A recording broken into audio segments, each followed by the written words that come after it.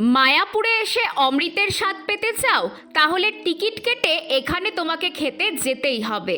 মায়াপুরের কথা বললেই প্রথমেই নাম আসে ইস্কনের গদা ভবনের। আর এই গদা ভবনের প্রসাদ নিয়ে অনেকেরই অনেক কৌতূহল। এখানের প্রসাদের দাম কত, কেমন খেতে, আরও কত কি।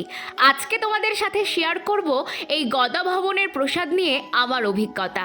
এখানে খাবারের টিকিট কাউন্টার ওপেন হয়ে যায় সকাল 7:30 থেকেই। আরও একটা কথা, টিকিট কিন্তু 10টার মধ্যেই শেষ হয়ে যায়।